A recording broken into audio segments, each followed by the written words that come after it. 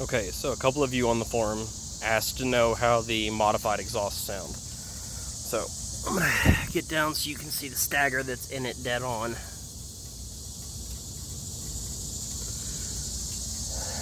And from here, hit the switch, here you guys go.